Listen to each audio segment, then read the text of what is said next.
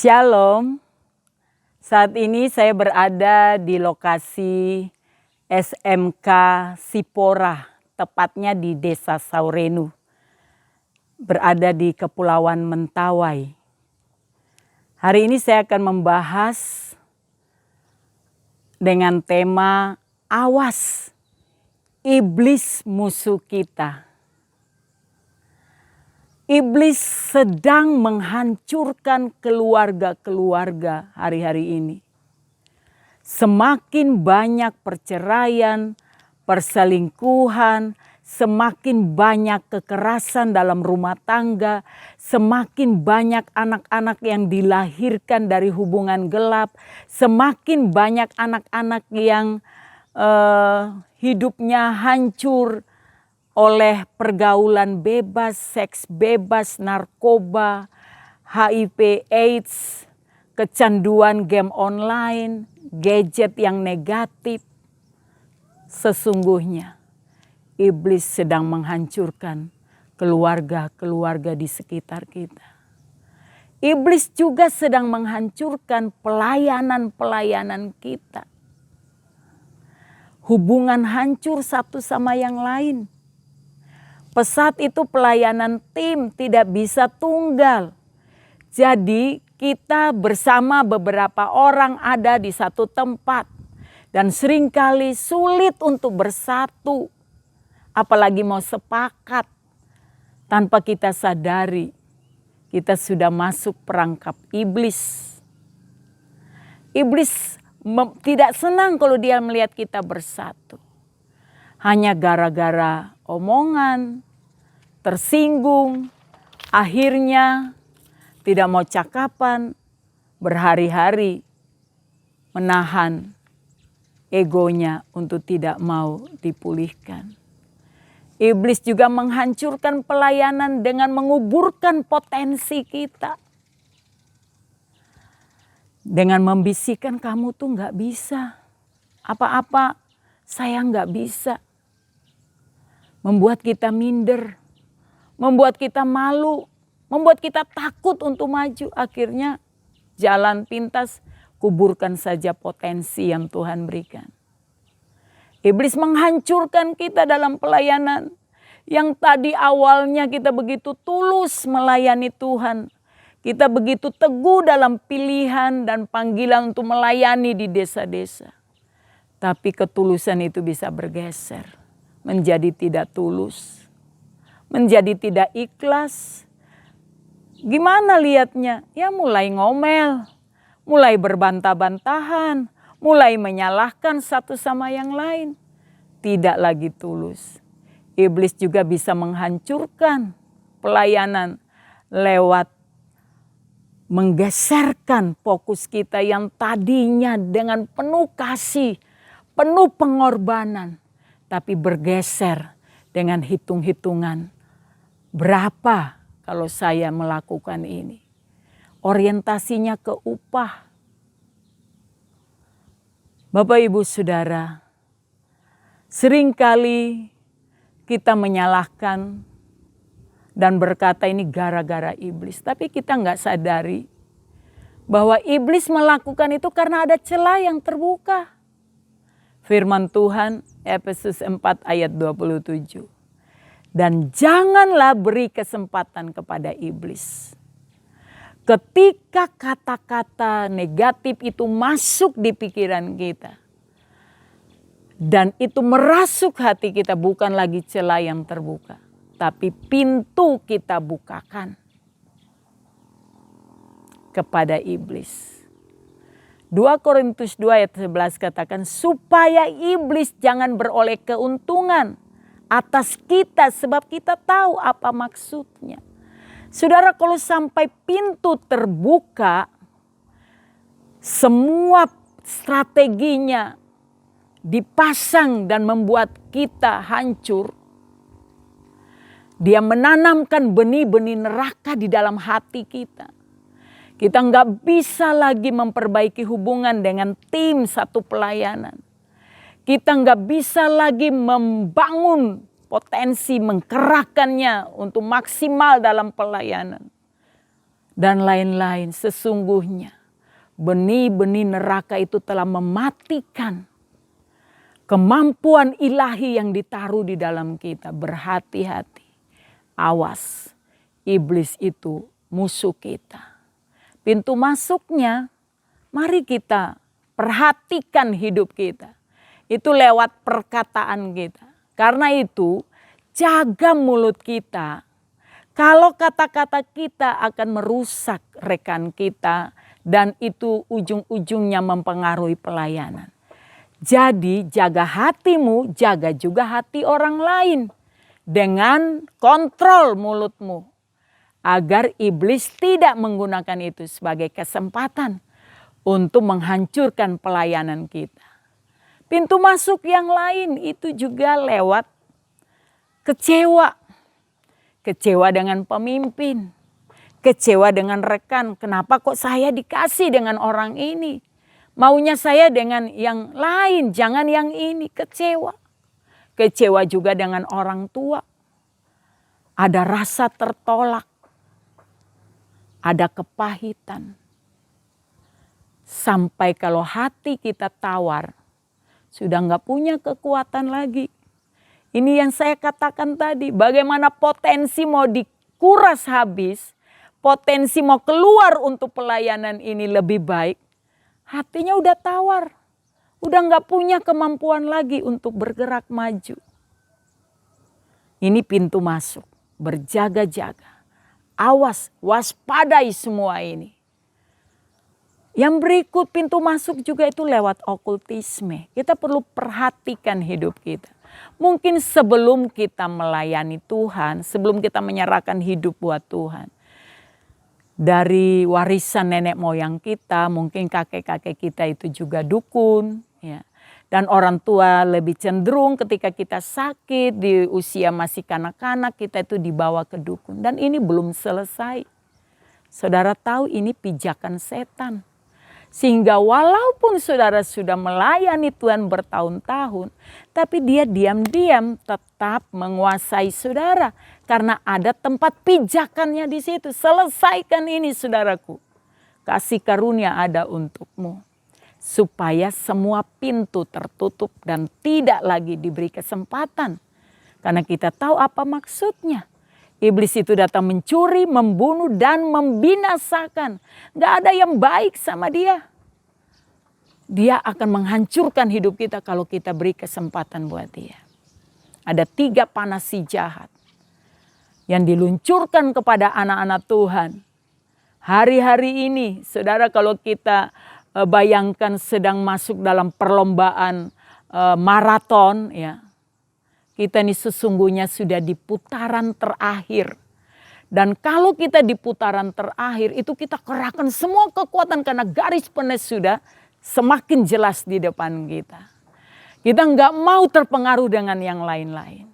Dan saudara tahu musuh kita itu iblis. Dia mengerti anak-anak Tuhan, hamba-hamba Tuhan sedang ada di putaran terakhir. Dia akan menggerakkan semua kemampuannya. Bahkan dia tingkatkan penyerangannya 7 kali lipat. Saudara, 3 panas si jahat itu yang pertama kesombongan. Karena itu perlu perhatikan hidupmu. Periksa betul hatimu. Hati itu lebih licik dari apapun yang ada di dunia ini. Segala yang jahat itu ada dalam hati ini. Tapi puji Tuhan oleh darah Yesus kita dibersihkan. Darah Yesus telah menebus hidup kita yang sia-sia ini yang kita warisi dari nenek moyang. Perhatikan kesombongan itu masuk begitu halus, beda tipis dengan rendah hati. Karena itu saudaraku, jangan sampai izinkan kesombongan ada di dalam hatimu. Tetap datang di kaki Tuhan, tunduk kepada Tuhan. Sembah Tuhan tiap saat supaya kita tetap merendahkan diri di hadapan Tuhan. Dan iblis tidak punya kesempatan untuk menyerang kita di bagian ini. Di area ini saudara saya mau ingatkan ketika kita mulai mengeluh, ketika kita mulai berbantah-bantahan, ketika kita mulai menyalahkan orang lain, ketika semuanya mulai ditujukan ke diri kita, berhati-hatilah. kesombongan ada di balik ini semua. Jangan pernah merasa berjasa di dalam pelayanan. Karena semua kasih karunia Tuhan menyertai kita. Panah-panah yang berikut itu ketamakan, tamak akan uang. Di bagian ini seringkali kita jatuh. Karena semua mau akhirnya terlilit hutang. Saudara, keberhargaan, kebahagiaan kita dikatakan ibadah yang disertai rasa cukup. Itu menyenangkan. Jangan sampai kita sampai terjerumus di bagian ini. Hari-hari ini banyak tawaran. Ya, jual beli itu ada di internet, online. Dan banyak orang sudah terlibat termasuk kita. Berhati-hati, waspadai semua ini. Iblis musuh kita. Jangan sampai dia geserkan kita. Dari fokus pelayanan yang sesungguhnya dari hati yang mengasihi. Hati yang penuh pengorbanan. Berujung kepada duit. Yang ketiga, panah-panah si jahat itu soal seks. Banyak anak-anak Tuhan, hamba-hamba Tuhan jatuh dalam perzinahan. Diam-diam membuka situs porno dan menikmatinya. Berhati-hati, kiri kanan mungkin tidak tahu, tapi hatimu akan menuduh engkau ketika engkau terjebak dalam hal ini. Iblis musuh kita. 3 hal ini, jaga dirimu baik-baik. Karena itu panah-panahnya untuk terus siang malam berusaha. Kalau dapat sedapat mungkin banyak hamba-hamba Tuhan yang menjadi sasarannya untuk dihancurkan. Kita lihat pengaruh setan di dalam ciri manusia akhir zaman di 2 Timotius 3 ayat 1-5. Saya akan simpulkan ya ciri-cirinya seperti ini. Yang pertama, orang mencintai dirinya sendiri. Ya. Jadi semuanya kembali ke dirinya. Saudara, kalau kita dalam pelayanan mulai ada sayang diri. Kenapa kok saya ditaruh di desa yang sepi? Kenapa kok sampai hari ini saya belum punya jodoh? Semua ke diri dan ke diri. Ya. Itu justru pintu masuk iblis menghancurkan hidup kita. Jangan sayang diri. Ya. Jangan terus mementingkan diri. Kita ada di desa supaya jiwa-jiwa di desa diselamatkan. Menjadi hamba uang. Jadi selain hamba Tuhan ada juga hamba uang, saudaraku. Engkau diutus di sini untuk jadi hamba Tuhan, bukan hamba uang. Ya, berhati-hati dalam semua ini. Membual dan menyombongkan diri. Tadi juga panah-panah iblis adalah kesombongan. Pemfitnah. Berontak terhadap Tuhan. Tidak sedikit anak-anak dalam kekerasan memberontak terhadap orang. Tidak ada sopan santun dalam rumah. Inilah tugas kita dalam pelayanan fokus kepada anak-anak. Tidak tahu berterima kasih. Tidak mempedulikan agama. Hari-hari ini banyak anak-anak, remaja, pemuda malas untuk beribadah. Ini adalah ciri manusia akhir zaman. Tidak tahu mengasihi, tidak mau berdamai. Kalau ada konflik dalam tim, berlama-lama baru bisa berdamai. Tunggu sampai urapan Tuhan turun dulu, baru mau ya ngaku dosa, mau berdamai, mau rekonsiliasi. Ya. Suka menjelekkan orang. Tidak dapat mengekang diri, garang, tidak suka yang baik, suka mengkhianat.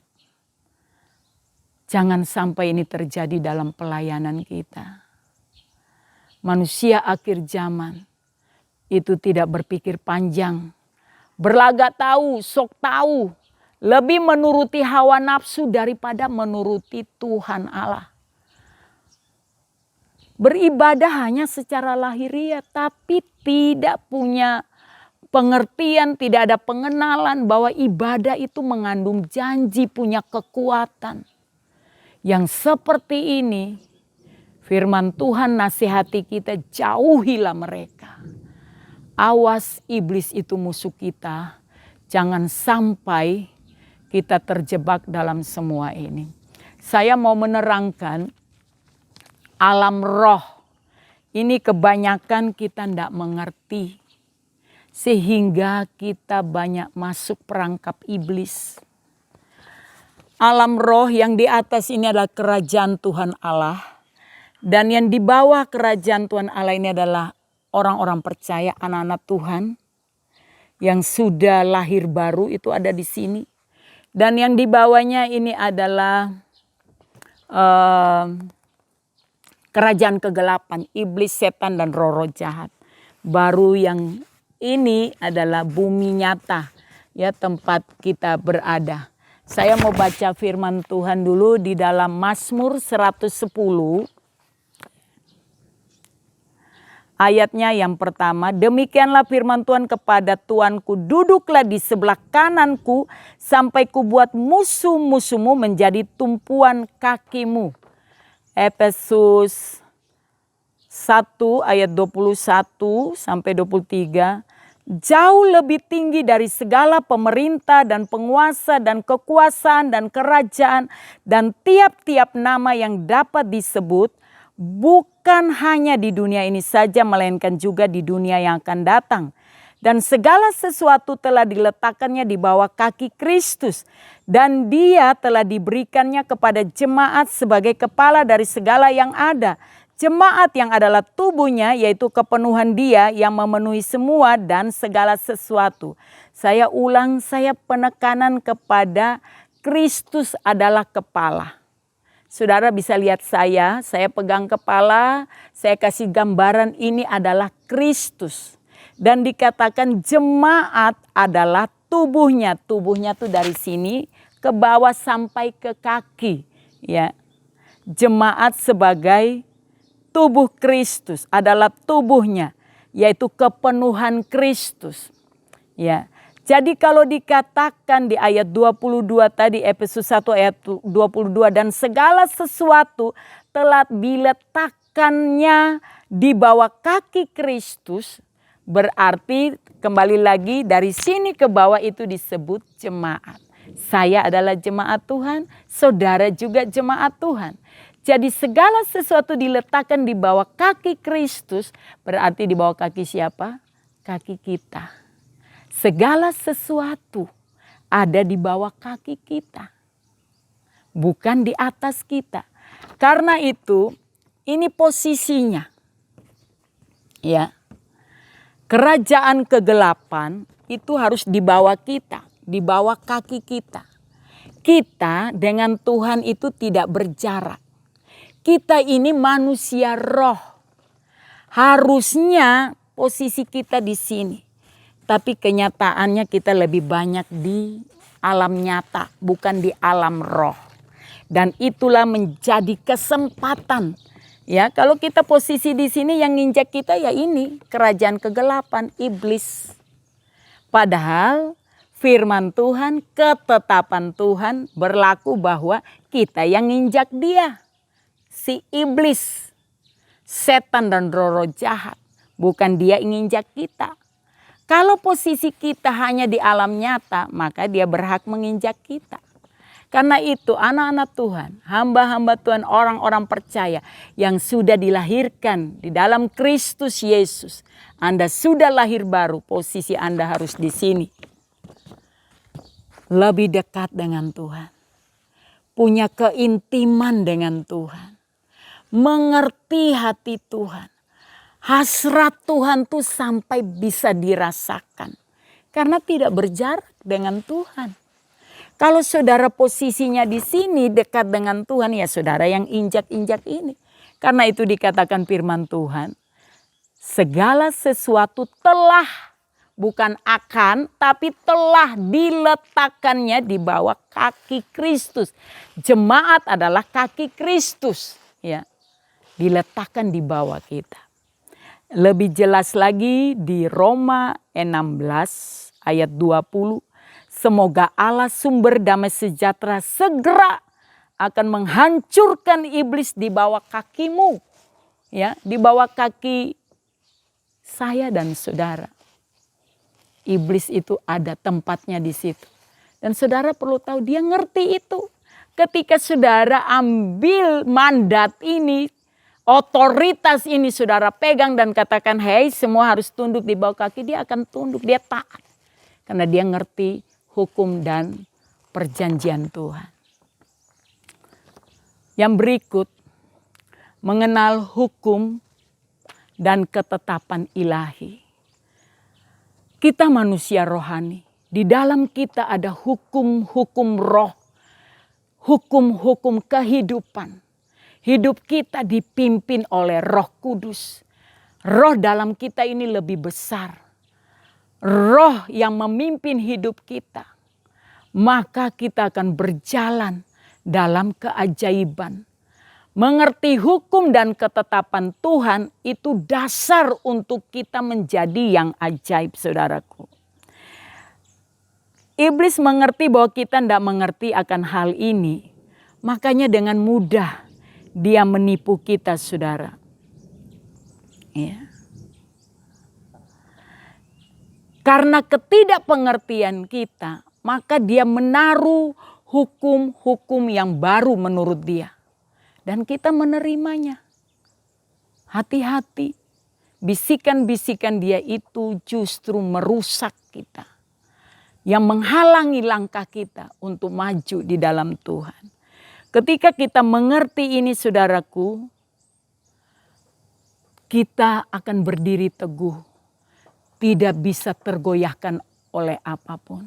Dan kita akan berkata, saya adalah hamba Tuhan yang tidak bisa digantikan oleh situasi apapun. Kita nggak akan pernah mundur kalau kita sudah maju.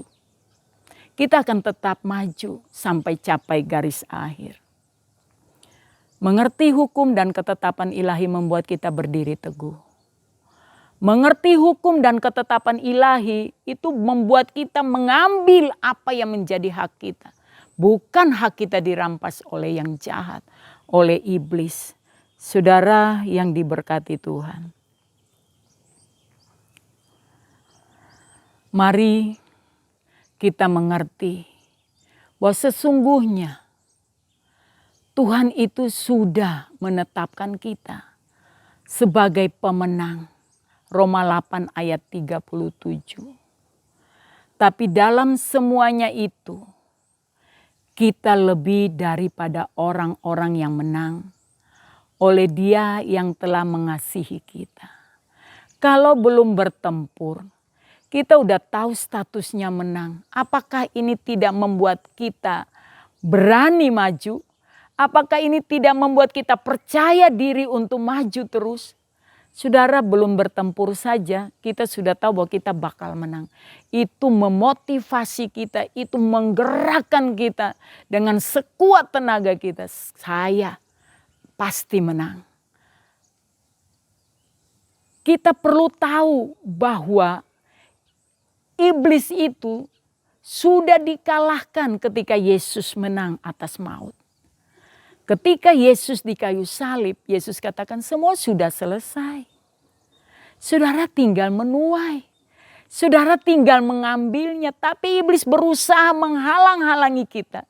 Supaya kita nggak mendapat jatah kita. Supaya kita nggak bisa mengambil apa yang menjadi hak kita. Ibrani 2 ayat 14b katakan. Supaya oleh kematiannya ia memusnahkan dia. Yaitu iblis yang berkuasa atas maut. Sudah dimusnahkan. Gak punya kekuatan lagi, saudara. Iblis nyerang kita itu hanya dengan tipu muslihatnya. Mari kita lihat cara kerjanya. Di dalam 1 Petrus pasalnya yang ke-5, ayatnya yang ke-8. Sadarlah dan berjaga-jagalah, lawanmu si iblis berjalan keliling sama seperti singa yang mengaum-ngaum dan mencari orang yang dapat ditelannya. Lawanmu itu si iblis, bukan mertuamu, bukan pemimpinmu, bukan rekan sekerjamu. Lawanmu itu si iblis. Dalam nama Yesus saya mau ingatkan saudara, jangan sampai saling menyerang rekan sepelayanan. Bebaskan hatimu dari semua kemarahan, supaya destinimu sampai ke puncak kemenangan. Saudara yang diberkati Tuhan, dengar baik-baik, lawanmu si iblis. Dia keliling, dia melakukan doa keliling supaya dia bisa menaklukkan musuhnya, yaitu kita. Tapi kita tidak sebaliknya, mengambil alih untuk keliling lagi dan menaklukkan musuh kita, yaitu iblis. Saudaraku, dengar baik-baik, kalau kita tidak melakukan bagian kita, maka dia akan menang. Dia sudah 7 kali lipat. Tingkatkan kemampuan untuk merampas setiap apa yang menjadi milik Tuhan, yaitu saya dan saudara-saudara. Jangan pernah menyerahkan sedikit pun kesempatan buat dia. Mari balik lagi. Otoritas ada di tanganmu. Kuasa sudah diberikan kepada kita. Lawan dia dengan iman yang teguh. Jangan diam. Jangan sampai kita tidak lawan dia dengan iman yang teguh. Maka dia akan lari daripada kita. Dan kita bisa mengalahkan dia oleh darah anak domba, oleh Yesus Kristus dan oleh perkataan kesaksian kita. Wahyu 12 ayat 11. Apa yang harus kita takuti? Semua sudah tersedia. Tinggal mari saudara praktekkan. Ambil apa yang menjadi bagianmu. Engkau lebih dari pemenang. Jangan lagi beri kesempatan buat musuh kita. Dia sudah dikalahkan. Hari ini berdiri atas firman Tuhan. Jadilah kuat di dalam nama Yesus. Pakai selengkap senjata Allah. Supaya engkau dapat bertahan terhadap tipu muslihat iblis. Dan pada akhirnya engkau akan bersuka cita. Karena kemenangan itu menjadi bagianmu. Tuhan Yesus memberkati kita semua. Kemenangan milik kita. Amin.